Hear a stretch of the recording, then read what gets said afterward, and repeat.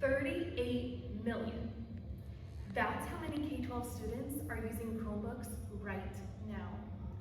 And in 2026, 93% of US schools project to purchase even more of these devices. That is a lot of Chromebooks.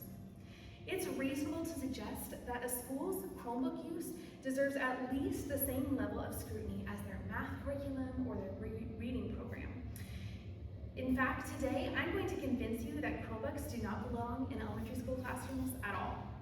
As a teacher and a mother of 3 who pulled her own children from public school when I saw how Chromebooks were being used in our district, I know firsthand the impact this technology can have on learning and development.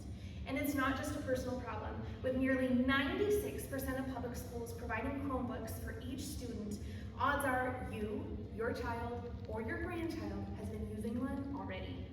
So today, I will demonstrate, first, how the hidden costs of Chromebooks outweigh the financial savings.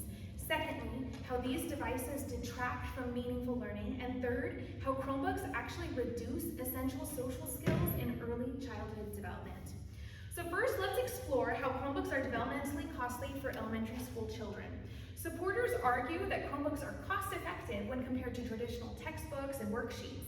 But even if true, this argument completely overlooks the hidden cognitive and developmental costs that come with screen use in early childhood. According to the American Academy of Child and Adolescent Psychiatry, the average American child spends 7.5 hours on screen, with elementary school students receiving between 1 and 3 hours of screen use at school. ACAP explains that too much screen time per day can lead to sleep problems, anxiety, and lower grades. When asked about the consequences of one-to-one tech in their classrooms, the New York Times found that teachers mentioned that they've seen handwriting, spelling skills plummet, and less stamina to focus on arduous tasks. And why are students losing these basic skills? Researchers at the Fordham Institute have actually found that when students read or write information on paper, they comprehend and remember the content better than when they completed the same task on screens. In fact, writing or reading from paper fostered more brain activity than was ever seen by the same person using a device. When we use iPads or Chromebooks in place of anachronistic processes, we rob our students of a richer cognitive experience. So now that I've demonstrated some of the cognitive developmental costs of Chromebooks, I'm going to move on to my second point. Chromebooks don't actually improve learning outcomes at all. When I did my student teaching in 2013, my mentor teacher was the first in our district to adopt classroom Chromebooks. By 2015, more middle schools and high schools around the nation were adopting Chromebooks in their classroom. Meredith Coffey describes that it was actually the COVID-19 pandemic in 2020 that pushed 90% of schools to adopt the technology. Elementary schools suddenly rushed to purchase all of these devices for their students because they were sold on the idea that Chromebooks would keep their students engaged and on track academically. But now, with years of clarity, we can examine the true academic impact of these devices. In a written testimony before the US Senate, neuroscientist Jared Cooney-Horvath stated that math and science scores have decreased as technology has been introduced into the classroom. Frequent class computer use correlates with significantly lower math and science scores. Further studies proved that poor test scores demonstrated a strong correlation with laptop use in the classroom. That correlation was actually stronger than the child's socioeconomic status. So clearly, the use of technology in the classroom does not guarantee meaningful learning.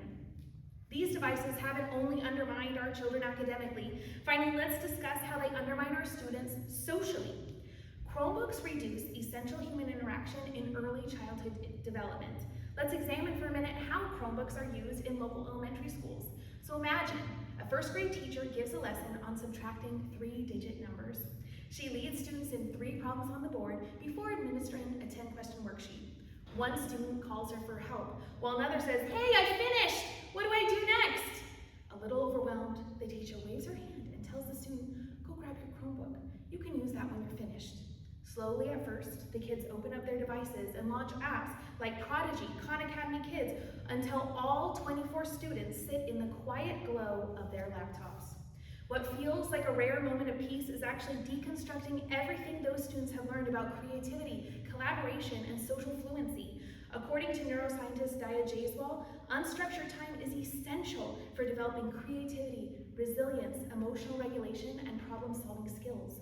As we fill unstructured time with screens, students forget how to play cooperatively, how to problem solve with a table mate, how to doodle, or even read for fun. This unlearning is damaging our kids. So now that we've examined these arguments, let's take a step back and look at what they show us. When we consider the hidden cognitive costs, the lack of meaningful academic improvement, and the impact on social development, the conclusion becomes clear. These devices do not belong in elementary schools. Our elementary schools should be built to support child development, not built around a device. Before supporting one-to-one devices in elementary schools, ask yourself, how are these devices actually being used, and what are they actually replacing? I encourage you to advocate for classrooms that prioritize meaningful engagement over screen-based instruction. What our children need most cannot be downloaded from an app store.